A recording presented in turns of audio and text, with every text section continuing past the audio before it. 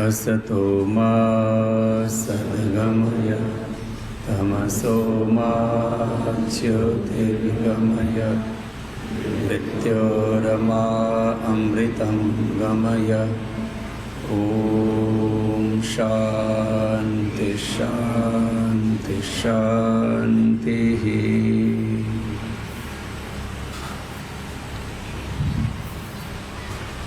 आज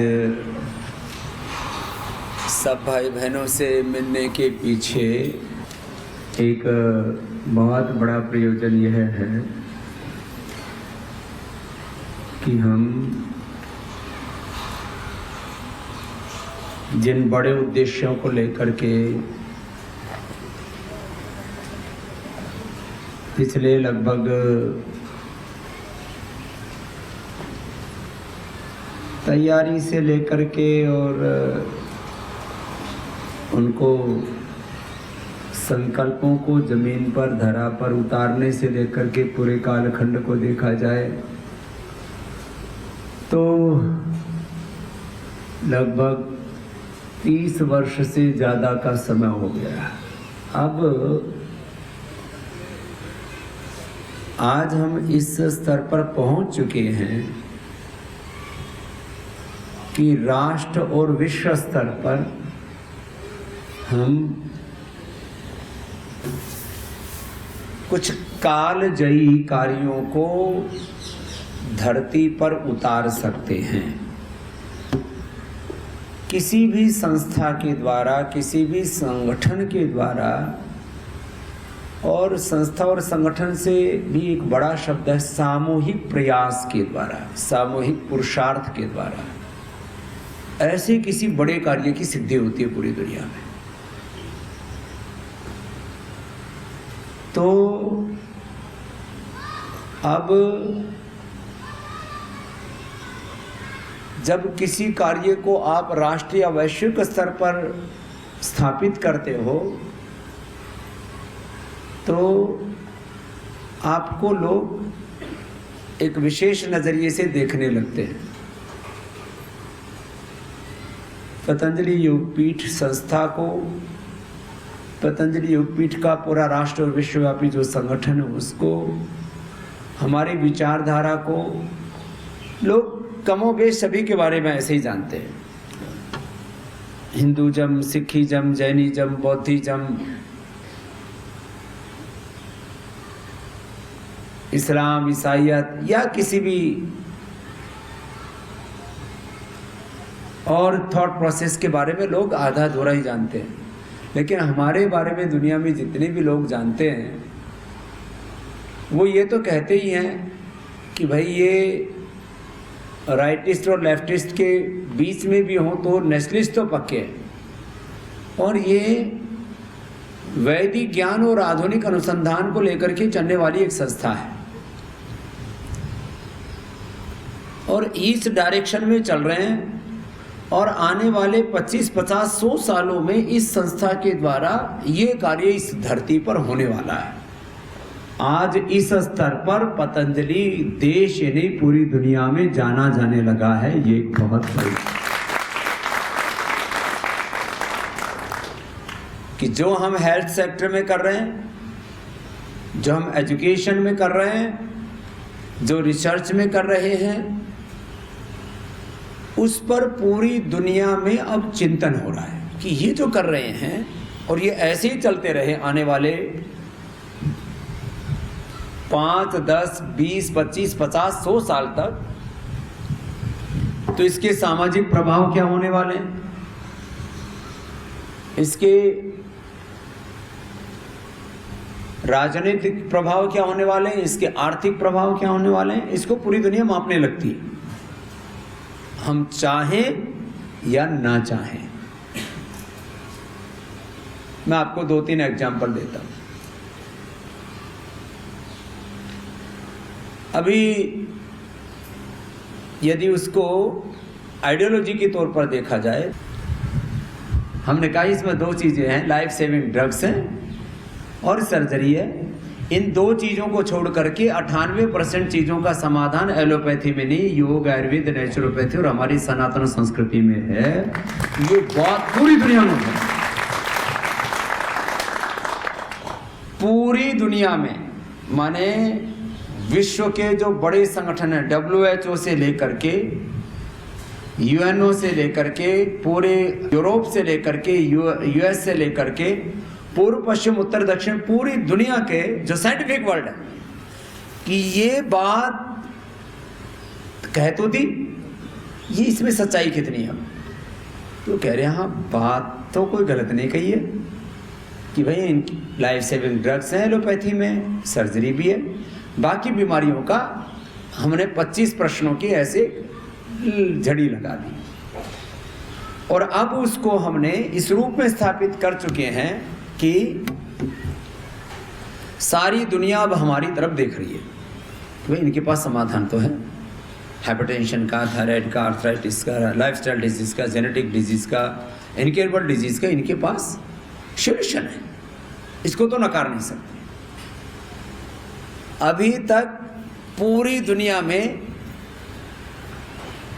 ये था कि आयुर्वेद में कुछ है तो सही, लेकिन उसमें कितना है इसको किसी ने स्वर नहीं दिया था इतने बड़े रूप में।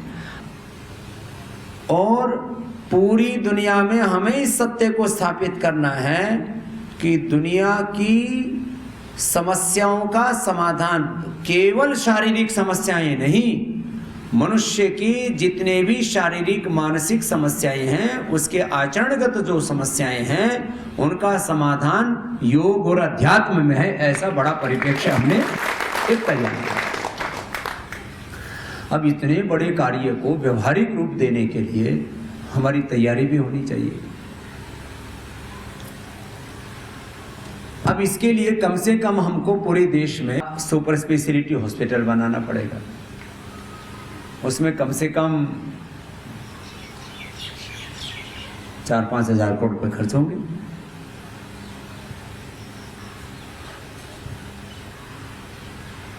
और पूरे देश में कम से कम 100 योगाग्राम बनाने पड़ेंगे। इनके कॉर्पोरेट हॉस्पिटल कितने हैं जो बड़े हैं, जिनसे ये मतलब लकीर खींचते हैं, वैल्यूज सेट करते हैं, ट्रीटमेंट के मेथड सेट करते हैं।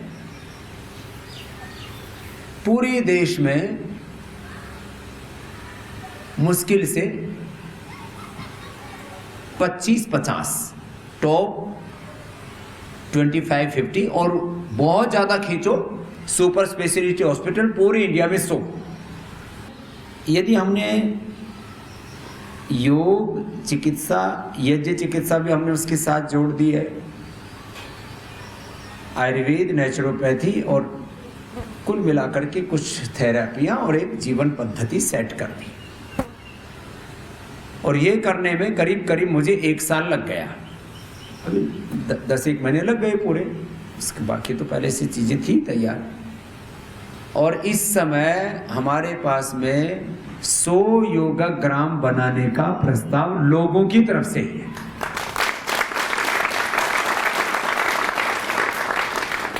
और इसमें करीब करीब जो एवरेज हमारा रेट है वो 99% हमारा सक्सेस रेट है। बहुत बड़ी चीज़ होती है किसी भी प्रकार से 99% सक्सेस रेट होना, ये कम से कम हेल्थ सेक्टर का सबसे बड़ा ये एफिकेसी रेट उसको बोलते हैं, परिणाम दर की प्रभाव दर कितना, आपने जो कार्य किया उसका परिणाम कितना आ रहा है। इसके लिए अब एक सेंटर को चलाने के लिए कम से कम एक सन्यासी, एक समर्पित पूर्णकालिक विद्वान, बहुत विवेकी, बहुत जिम्मेदार एक कार्यकर्ता की आवश्यकता। तो 100 कार्यकर्ता हिंदुस्तान के लिए चाहिए। और पूरी दुनिया को, जैसे हमने कहा कि हमें बदलना है, पूरी दुनिया को बदलना मीन्स पूरी दुनिया में शुभ का, सत्य का आधान करना। ये कोई बहुत बड़े लक्ष्य नहीं है, दुनिया के लिए बहुत बड़े लक्ष्य लगते होंगे। आज से 25 पहले जब हमने हरिद्वार से ये यात्रा शुरू की थी तो लोग सोचते थे कि ये कुछ हो तो रहा है। फिर मात्र 5 साल बाद ये कहने लगे कुछ हो रहा है, बड़ा हो रहा है। और हमने बड़ा कार्य किया, माने हमने अपनी फाउंडेशन तैयार की 95 से लेकर के 2000 तक ये फाउंडेशन तैयार हुई। माने हमने जो है अपना पुरुषार्थ का विस्तार दिया और एकदम शून्य से यात्रा शुरू। 2000 से लेकर के 2000 से हमें प्रचार का आधार मिल गया। और उस 20 मिनट को अभी भी मेरे पास यहाँ योगग्राम निरामय में आ रहे हैं लोग, और जो उससे पहले हम कनखल में भी आते थे। और उस समय से मेरे को 20 साल पहले डॉक्टरों ने बता दिया था कि आपकी सर्जरी होगी हार्ट की। मैंने सर्जरी टाल दी, मेरे को घुटनों का सर्जरी बता दिया था, मेरे को कैंसर था, वो ठीक हो करके 25-25 साल पुराने लोग आ रहे हैं। तो आपको मैं बात ही बताना चाह रहा हूँ, ये सारा काम करने में हमें कितना समय लगा? 2000 से 2005 कितना साल लगा? 2005 तक पतंजलि योग पीठ बना भी नहीं था उस समय। 2006 में इसका उद्घाटन बन रहा था। तो ये कार्य माने 5 सालों में योग का कार्य राष्ट्रव्यापी हो चुका था। और 2005 से लेके 2010 तक पतंजलि का नाम विश्वव्यापी हो चुका था, खाली 10 वर्षों में। अब आने वाले 10 वर्षों की बात मैं इसके साथ जोड़ करके कहना चाहता हूं। फिर 10 वर्षों में तो बहुत कुछ, ये पूरा सामाजिक आर्थिक राजनीतिक परिवर्तन का एक बहुत बड़ा आधार तैयार हो गया। अब हमको करीब, मैंने कहा अब अपने को जो बड़े कार्यों का निष्पादन करना है, हमारे अभी 3 बड़े क्षेत्र हैं। एक शिक्षा, दूसरा स्वास्थ्य और तीसरा अनुसंधान, और इसके साथ में पूरा एक जनजागरण का। अब इस एक एक कार्य को हमें आने वाले 10 वर्षों में जब विस्तार देंगे तो उसके परिणाम जो पहले 2001 से 2010 तक दुनिया के सामने आए, उससे कम से कम 10 गुना या 100 गुना ज्यादा परिणाम आएंगे आने वाले समय में। कितने? 10 गुना से लेकर के 100 गुना। उसको आप सोच भी नहीं सकते। जैसे जब 2000 में हमने सेवाएं शुरू की थी, तब हमारे पास में आर्थिक आधार 1 करोड़ रुपए भी नहीं था। हमारी बैलेंस शीट में कितना भी नहीं था? 1 करोड़ भी नहीं था। आज पतंजलि रुचि सोया, जो हम इस परमार्थ के लिए, इस पूरे योग और कर्मयोग का जो हमारा लक्ष्य है, निवृत्ति मूलक प्रवृत्ति का, योग मूलक कर्मयोग का और पुरुषार्थ मूलक परमार्थ का जो हमारा लक्ष्य है, इसके लिए अपने पास में 25,000 करोड़ रुपए से ज्यादा के टर्नओवर के तो हमारे पास में इस पूरे कार्य को ऊर्जा देने वाला, एक स्वावलंबन के साथ, आत्मनिर्भरता के साथ बढ़ने के लिए हमारे पास में आधार है, जो हमारे पास आज से 20 साल पहले नहीं था। हमने वक्त के साथ पहले सोचा था कि हम ये शेयर मार्केट में नहीं जाएंगे। फिर हमको तो पता नहीं था कि ये क्या क्या करवाना है भगवान को हमसे। ये एक लिस्टेड कंपनी ले ली, रुचि सोया। अब रुचि सोया जो हमने 4,300 करोड़ रुपए में एनसीएलटी माने एक दिवालिया कंपनी को खरीदा, उसकी वैल्यू हमने बैंकों को चुकाई 4,300 करोड़ रुपए, जो कि बहुत एक अच्छी वैल्यू थी बैंकों के लिए भी। आज उसकी वैल्यू, इस समय जो उसका मार्केट में शेयर चल रहा है, उसके अकॉर्डिंग उसकी वैल्यू है करीब करीब 30 से 35 हजार करोड़ रुपए।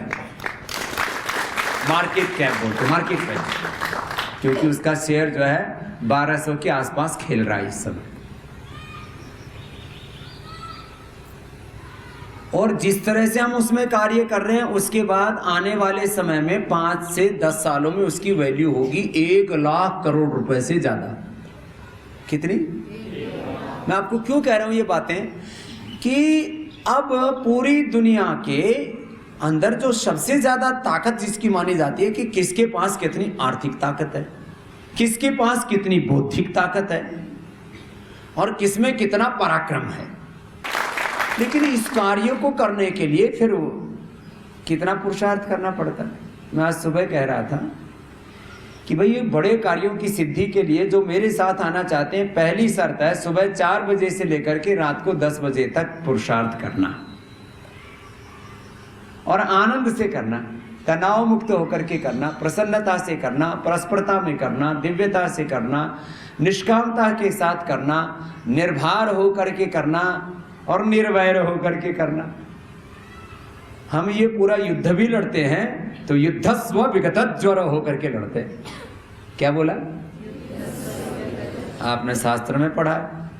कुछ बच्चों ने मेरे पास आके कहा, जो बेचारे नहीं टिक पाए इस मार्ग पर, बोले जिस शास्त्र में जो लिखी हुई बातें हैं ना वो जीवन में कभी हो नहीं सकती। मैंने कहा क्यों? बोले शास्त्र की बातें अलग होती हैं और जीवन की बातें अलग होती। मैंने कहा बेटे शास्त्र तो जीवन के लिए लिखे गए, हमसे नहीं होता। अपना झोला उठा करके चलते बने जाओ भाई। शास्त्र में जो लिखा हुआ होता है उसको जीना पड़ता है। कुछ फिर बहाना लगाते हैं, काबू नहीं लग रहा। काबू लगे या ना लगे, जीना तो पड़े। इच्छा हो या ना हो, मनस्थिति ठीक हो, परिस्थिति ठीक हो या ना हो। तो कुछ कहते हैं जी फिर काबू ना लगे तो क्या घिसटते हुए चलते रहो, गोडे गाडे फूट करके चलना आ जाएगा, क्या दिक्कत है? क्या दिक्कत है? तो अभी जिन कार्यों का हमें निष्पादन करना है वैश्विक स्तर पर, देखो जो सरकार के कार्य 5 लाख करोड़ रुपए खर्च करके होते हैं वो कार्य हम 5000 करोड़ रुपए खर्च करके करते हैं। ये हमारी ताकत है। ये जो पूरा योगपीठ बना इसमें हमने कितने रुपए खर्च किए थे बोलो? ये सारा कार्य जिसको आज दुनिया देख रही है, दुनिया का सबसे बड़ा योग का इंस्टीट्यूशन हमने बना दिया। किसी भी कार्य का मूल्यांकन करें, पूरी दुनिया का सबसे बड़ा योग का इंस्टीट्यूशन कौन है? पूरे कहीं पर भी सर्च करो नेट के ऊपर तो पतंजलि योग, पूरी दुनिया का सबसे बड़ा योग का इंस्टीट्यूशन। पूरी दुनिया का नेचुरोपैथ का सेंटर क्या है? योगाग्राम निरामय। अभी तो हमने बीज ही डाला है और अगले साल जितना योगाग्राम निरामय में हो रहा है उससे 5 गुना बड़ा सेंटर तुम्हारी आंखों के सामने बनेगा। इधर यू आंखें फाड़ के देख लेना, यही सी दुनिया का सबसे बड़ा गुरुकुल अगले साल दिसंबर तक बन करके तैयार हो जाएगा।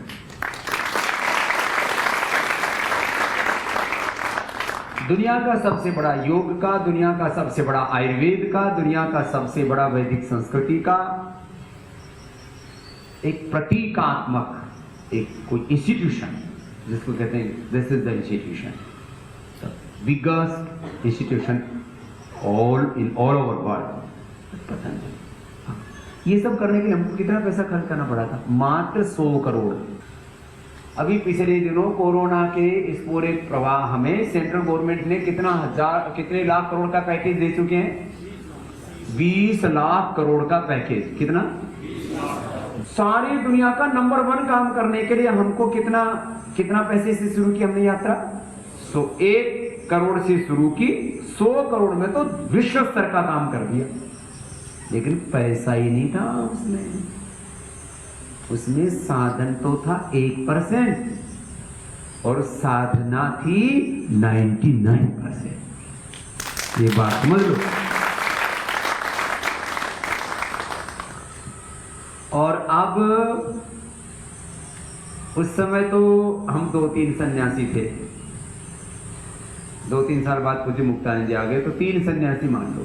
पूज्य स्वामी मुक्तानंद जी, पूज्य आचार्य श्री और स्वामी रामदेव तुम्हारे सामने खड़ा हुआ है। और अब तो मेरे पास में तो इतने तो सन्यासी सन्यासिनियां हो गए, इतने ब्रह्मचारी हो गए। एक होते आंतरिक प्रतीक, एक उसके बाहर की, ऐसे ये लेयर्स में होती है सारी चीजें, कई परत होती है किसी भी चीज। तो उस समय हमारे पास में थे आज से 20 साल पहले 1 करोड़ रुपए और 10 सालों में राष्ट्रव्यापी विश्वव्यापी काम हो गया। जब मैं 2006 में यूके गया सबसे पहले, तो वीजा लगता नहीं। अब तो तुम सबका लग जाएगा क्योंकि मेरा नाम तुम्हारे साथ जुड़ गया, मुझे लग जाएगा।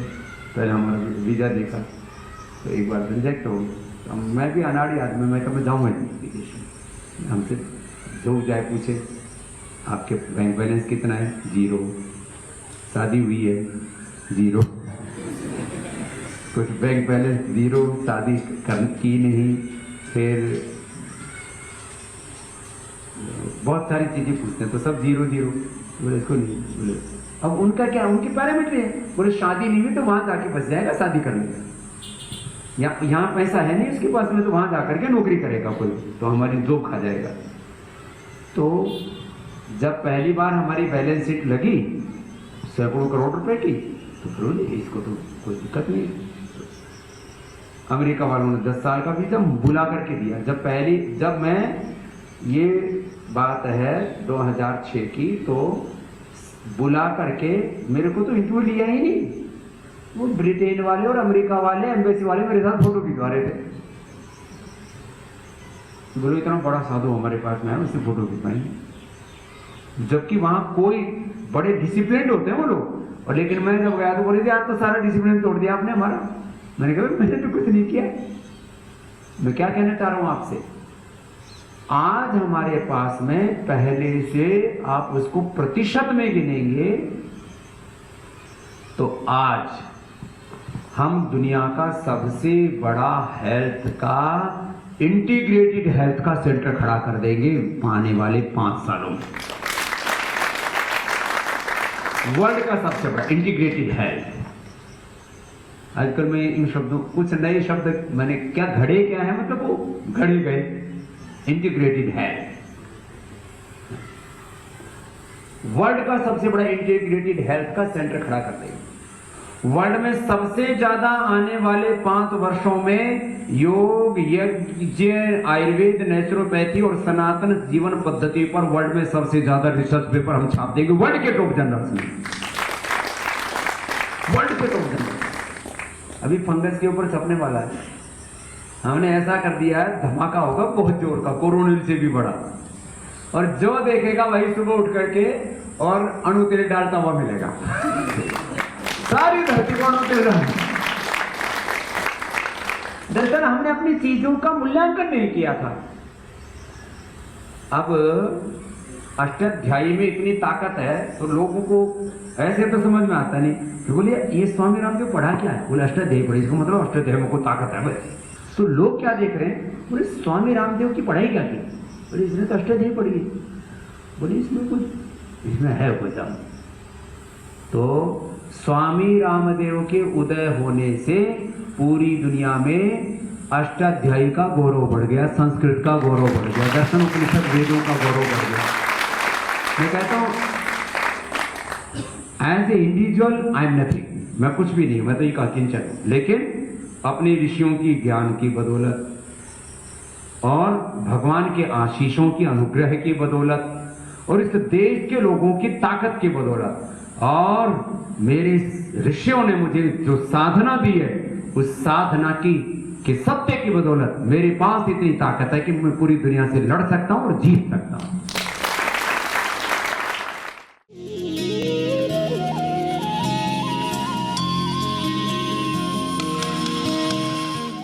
हमने कुछ बड़े संकल्प ले रखे, कुछ बड़े लक्ष्य ले रखे और इसमें आनंद है। कोई भार नहीं, बिल्कुल। मेरा एक बार ब्लड प्रेशर नहीं बढ़ता। कितने पंगे होते रहे, कितने संघर्ष, युद्ध होते रहे। जो हम कर रहे हैं ये वार है। क्या वार है?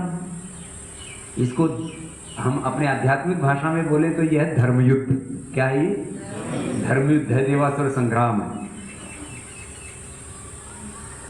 उनको लगता है ये इसने शेर ले लिया तो हमारा तो इधर ये कहां से आ गया? ये एक वैज्ञानिक युद्ध थी, साइंटिफिक वार थी। क्योंकि वो जिसको विज्ञान कह रहे थे, पदार्थ विज्ञान को, हमने पदार्थ और ऊर्जा का समन्वय कर दिया। अपरा और परा विद्या का, प्रवृत्ति और निवृत्ति का। आप लोगों को ये जो आइडियोलॉजी पढ़ाई है ना, मैंने जी करके पढ़ाई है, शास्त्रों में तो तुम पढ़ ही रहे हो। शास्त्रों के पढ़े हुए शब्द, मंत्र, अर्थ, शब्दार्थ, सूत्र, ये जब तक आपके व्यवहार में नहीं आते खाली एक थ्योरी होती है। दुनिया में क्या बोला जाता है, ये बहुत गहरी बात है। दुनिया में बोला जाता है जो किताबों में लिखी हुई बातें हैं उनका बस खाली वो एक वाक विलास हो सकता है, बोल सकते हो आप उससे। जो आंखों से देखी हुई बातें हैं आप उससे सत्य को थोड़ा सा अनुभव कर सकते हो। तो जब आप उसको जीने लगते हो तब आप उसके सत्य में प्रविष्ट हो जाते हो। वो जितना जा सके, बहुत बड़ा है सत्य। जैसे मैंने पढ़ा किताब में गंगा, तो गंगा मुझे शब्द पता है, और जो मैंने आंखों से देखी इतनी बड़ी गंगा होती है। अब हमने तो पैदा होने के करीब 25-30 साल बाद हिमालय देखा। हमने छोटे से डोंगर देख रखे थे ऐसे, जब यहाँ पेड़ देख रहे 100-150 फीट ऊंचे ऊंचे पेड़ है, और दूर दूर तक जब हिमालय हम गंगोत्री चढ़ गए पहली बार में, मेरे को तो बहुत जबरदस्त मामला है, ये नई दुनिया है। आंखों से हिमालय देखना, आंखों से गंगोत्री से लेकर के गंगा सागर तक गंगा को देखना बिल्कुल अलग है, और फिर उसको जीना। शब्द पढ़ लिया मेडिकल साइंस, उसकी जाकर के कुछ लेबोरेटरी देख ली, फिर उसमें जाकर के उतरे तो पता लगा तो समुद्र है, ऐसा है। खैर, तो आपको मैं जो बात कह रहा था, अब विश्व के में सबसे बड़ा कीर्तिमान हमें स्वास्थ्य के क्षेत्र में बना। हर आदमी की जरूरत स्वास्थ्य है। दुनिया में परिवर्तन एक वक्त था जब महात्मा बुद्ध ने उपदेशों के द्वारा कर दिया था। महर्षि दयानंद ने वो परिवर्तन अपने उपदेश और यज्ञ के द्वारा कर दिया था। स्वामी विवेकानंद जी ने वो परिवर्तन अपने उपदेश और अपने सेवाश्रमों के द्वारा, अपने जो कुछ हॉस्पिटल और जो शुरू किए थे उन्होंने, उनके द्वारा उसकी आधारशिला ही डाल पाए थे। वो तो बाद में काफी विस्तार पाया हो। गुरु नानक देव जी ने नाम जपो किरत करो मटके छको एक आधारशिला तैयार कर दी थी, उसके द्वारा एक परिवर्तन की नींव डाल दी। आज तक के दुनिया के जितने भी सामाजिक, धार्मिक, राजनीतिक, आध्यात्मिक, आर्थिक परिवर्तन हुए, उनकी जो आधारशिलाएं वो बहुत छोटे से एक बिंदु के रूप में आप देख पाते हैं। और आज इस पूरे विश्व के इस वर्तमान परिप्रेक्ष्य में जो पतंजलि के द्वारा हो रहा है वो बहुत बड़ा है एजुकेशन। ये जो अपना भारतीय शिक्षा बोर्ड है, पतंजलि विश्वविद्यालय का जो आगामी रूप, जिसके लिए मैं अभी भी कह रहा था, दुनिया के 200 देशों से मुझे करीब 20-25 हजार बच्चे बुलाने हैं यहाँ पर।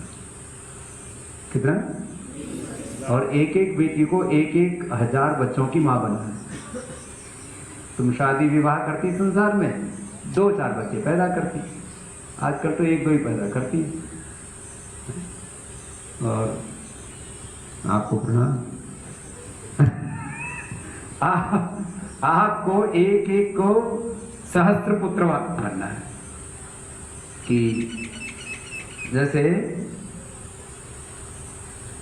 और क्या भूमिका रहेगी इसकी चिंता मत करो, मुझे ही नहीं पता था मेरी क्या भूमिका रहेगी। भूमिका, हमारा योगदान हम नहीं तय करते, और मैं भी नहीं तय करता, और आप भी नहीं तय करते। आपकी भूमिका यह कि जिस समय जो कर रहे हैं पूरा करो। मैं बाय नेचर, और थोड़ा सा यूरोप की और ज्यादा मेटलिस्टिक लैंग्वेज बोलो, by nature, by business, by profession, by character I am a yogi. मैं योगी हूं खाली, लेकिन ये सारा जो कुछ हो रहा है ये सब युग धर्म का परिणाम है, युग की मांग है, ये भगवान का विधान है। आप में से बहुत बच्चे सोचते हैं बावड़ी बावड़ी बातें, हमारी क्या भूमिका है। हमारा वर्तमान क्या है, हमारा भविष्य क्या है। तुम जो कर रहे हो उस वर्तमान में जी लो, तो वर्तमान भी ठीक होगा और भविष्य भी ठीक होगा। ना तो आपको पूरा पता है, ना मुझको पूरा पता है। आज देश के प्रधानमंत्री जो है नरेंद्र मोदी, इनको ही नहीं पता था कि ये देश के प्रधानमंत्री होंगे।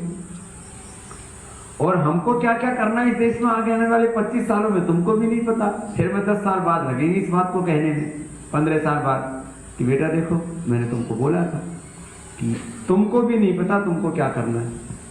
200 देशों से मुझे करीब आने वाले समय में 10, 15, 20 सालों में 20-25 हजार बच्चे वहां से बुलाने हैं और उनको भारतीय मानस के अनुरूप तैयार करना है।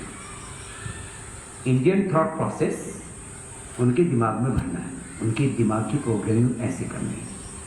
उसके लिए अपने को करीब करीब आने वाले 25 सालों में करीब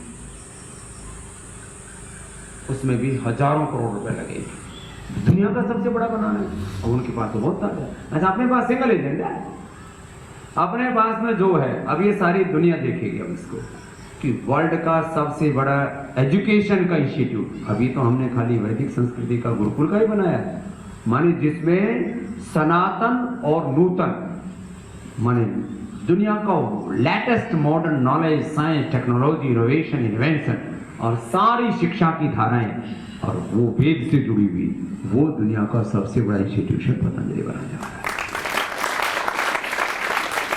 ऐसे ही पूरी अपनी जो है सनातन चिकित्सा पद्धति और नूतन अनुसंधान मैंने कहा इंटीग्रेटेड पैथिक, और इसके साथ साथ अच्छे मनुष्य का निर्माण, जो हमारा सबसे बड़ा लक्ष्य मैं जिसको कहता हूं कि एक आध्यात्मिक भारत और आध्यात्मिक विश्व का निर्माण बहुत बड़ा लक्ष्य है। और इसमें सारी सृष्टि की दैवी शक्तियां हमारा साथ दे रही है।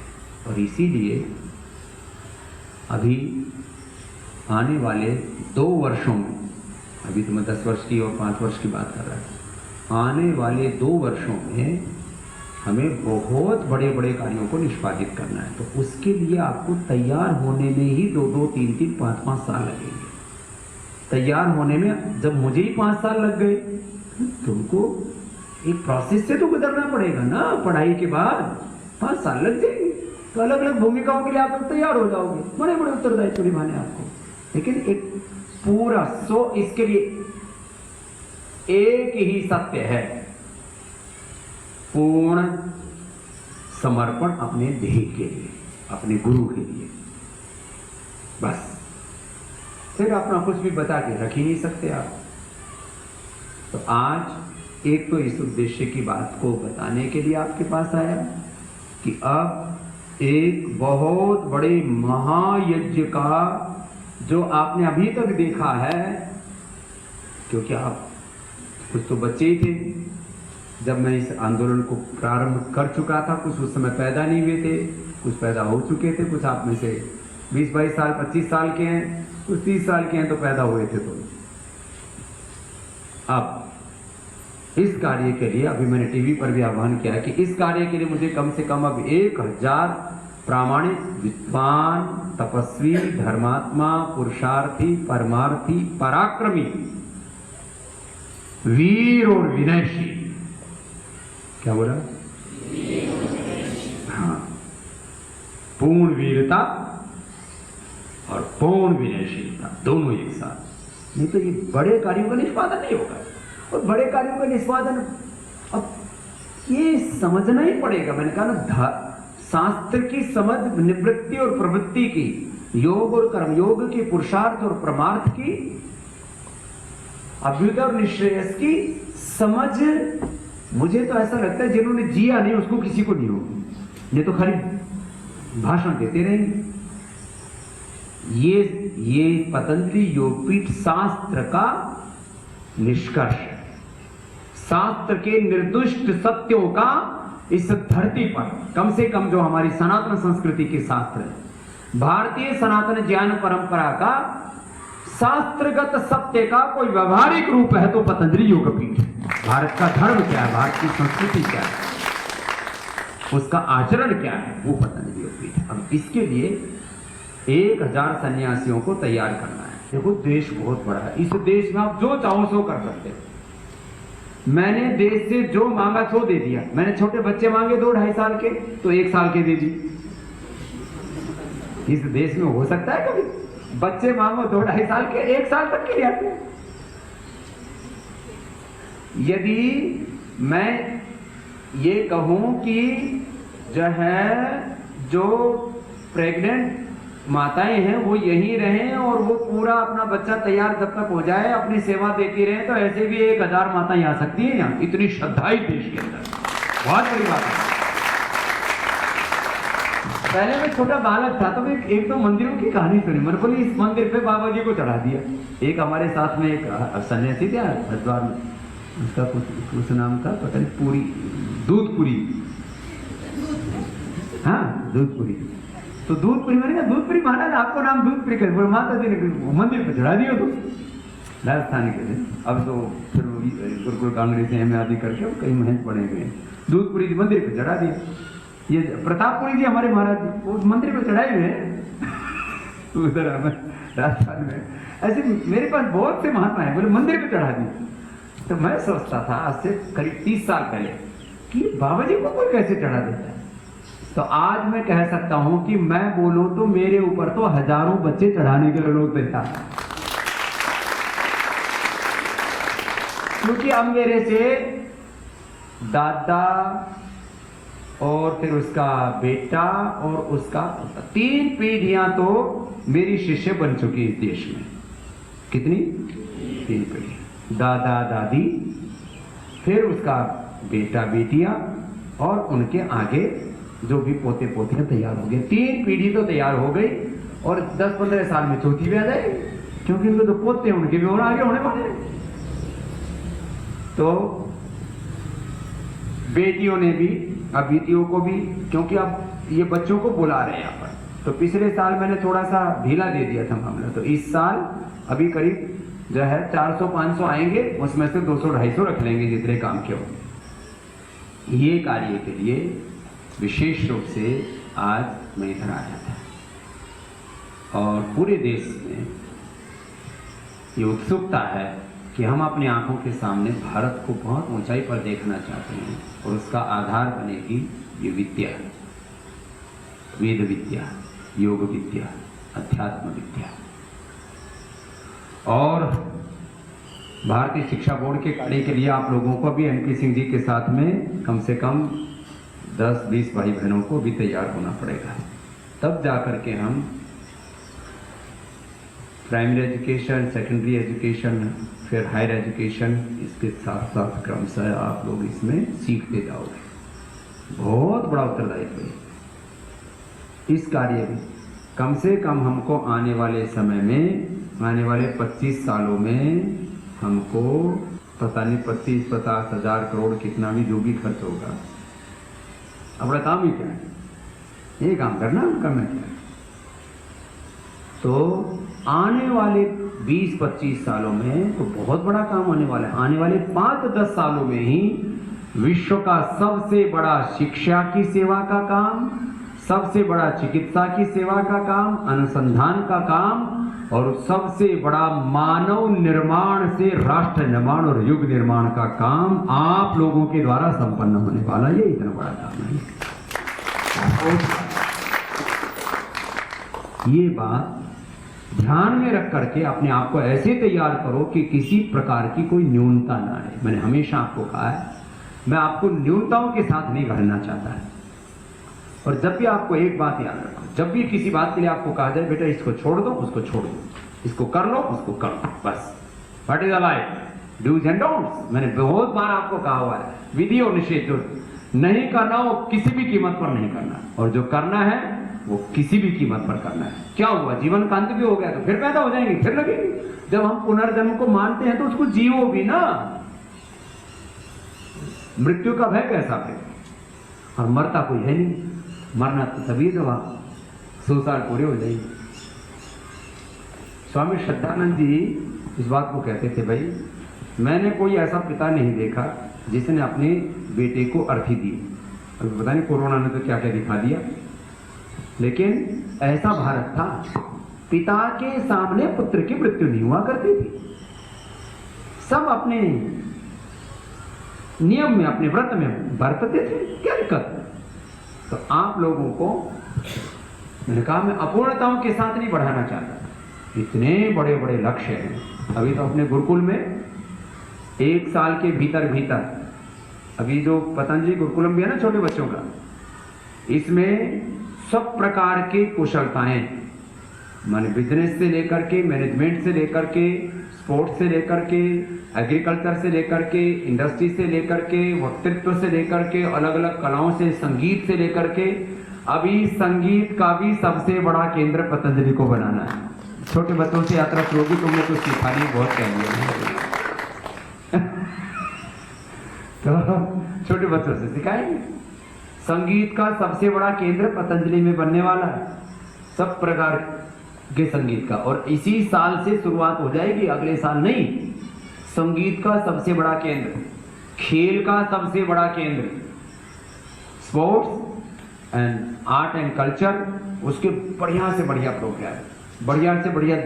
देश के सर्वश्रेष्ठ जो गुरु हैं वो यहाँ संगीत की शिक्षा दीक्षा देंगे, प्राचीन भी और आधुनिक भी।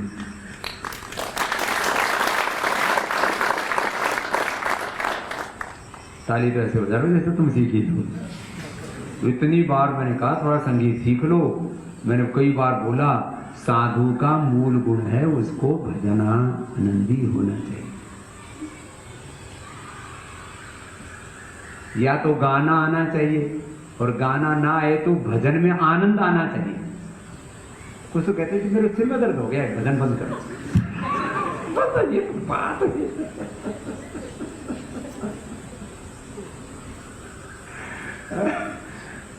तो ये साधु का भी स्किल है।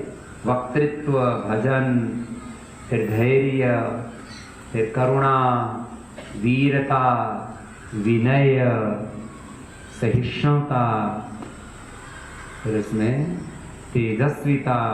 अब बहुत अच्छे तेजस्वी बालक आएंगे, और उन बालक बालिकाओं में से हमको आने वाले, अब एक आधार तैयार हो चुका है वैदिक गुरुकुलम, वैदिक कन्या गुरुकुलम का। आप अपने लिए अभिनंदन कीजिए, भगवान ने आपको बहुत बड़ी सेवा की, बहुत बड़ी सेवा की, आपको सुना है, आपको भी नहीं पता। और आप इससे घबराओ मत। कुछ बच्चे यूं ही घबरा जाते, कितनी बड़ी सेवा, इतनी तो हम नहीं कर पाएंगे। अरे भाई आपको क्या पता आपसे क्या कराएंगे। मुझे ही नहीं पता था मुझसे भगवान क्या कराएंगे, पूज्य आचार्य बालकृष्ण जी को नहीं पता था मुझसे भगवान क्या कराएंगे। और आने वाले 5 सालों के बाद आप ही बच्चों को मैं बताऊंगा कि बेटा देखो, जो मैंने तुमको 10 साल पहले कहा था उसका ये परिणाम है आज 5 साल बाद, और आने वाले 5 साल का उसके बाद। आपको 5 साल से बाद का आप देख नहीं सकते हो, इसलिए उससे ज्यादा की बातें नहीं कर रहा हूं आपसे। लेकिन विद्या में, विनय में, वीरता में, शौर्य में, पराक्रम में, धैर्य में, ये जो शास्त्र में पढ़ते हो ना, अभयम सत्व ज्ञान योग अभय रहो, अभय निर्भय, सत्व संस्कृति, अंतःकरण की पवित्रता बाधित। ज्ञान योग व्यवस्थिति का मतलब है अपने स्वरूप में, अपने स्वधर्म में, अपने नित्य शुद्ध बुद्ध मुक्त स्वभाव में, अपनी चेतना में रहना, ज्ञान योग व्यवस्थिति। ज्ञानमय जीवन जीना, योगमय जीवन जीना, उसमें स्थित रहना। आपको प्रामाणिक रूप से अपने आप को तैयार करना है, और ऐसी दिव्य आत्माओं का अब मैं आह्वान कर रहा हूँ। और राम अभी गुरु पूर्णिमा तक बहुत बड़ी संख्या में ऐसे युवक युवतियाँ जिनके भीतर वैराग्य के संस्कार हैं, पूरी तरह से जो तैयार हैं, बस उनको थोड़ी सी चिंगारी की ज़रूरत है, और वो आएंगे हमारे पास। उनको आप लोग ठीक से आमंत्रित कर लेना। आमंत्रित करने के बाद में थोड़ा समय मैं दूंगा, थोड़ा समय आप देना, और उन सबको तैयार करें। एक उद्देश्य तो ये था और दूसरा उद्देश्य थोड़ा सा आपको अपडेट्स देने थे, और शेष तो इस समय पूरी दुनिया कम से कम दृष्टि के पीछे जो अदृष्ट है, व्यक्त के पीछे जो अव्यक्त है, जो सरफेस पर दिख रहा है, उस पदार्थ के पीछे जो ऊर्जा है, मैटर के पीछे जो एनर्जी है, और मैटर और एनर्जी में जो सिनर्जी है, उसको देख रही है कि ये दुनिया में हमको केवल एक पक्ष आगे नहीं लेकर के जाएगा। और आप सब भाई बहनों को मैं इसी पूर्णता और दिव्यता के साथ आगे बढ़ता हुआ देखना चाहता हूँ, इसलिए आप निश्चित रूप से इसमें निरंतर ऐसे सभी प्रकार से अपनी अपूर्णताओं को दूर करते हुए, जैसा भगवद गीता में कहा है, अभयम सत्सुद्धि ज्ञान योग व्यवस्थिति दानम, जो कुछ अपने पास है देते जाओ, बांटते जाओ। दान का मतलब है कोई लाखों करोड़ों का अरबों के दौलत बांटना ही नहीं, जो कुछ अपने पास है सब कुछ दे दिया, जीवन ही आपने दे दिया, आपसे बड़ा तो दानी कोई है ही। दानम दमश्य, देखो अपने इंद्रियों का, मन का, विचारों का, भावों का, संवेदनाओं का नियंत्रण तो जरूरी है, और अपने स्वरूप में बने रहना, स्वाध्याय सब करना, और रिजुता में रहना, अहिंसा सत्यम अक्रोधम,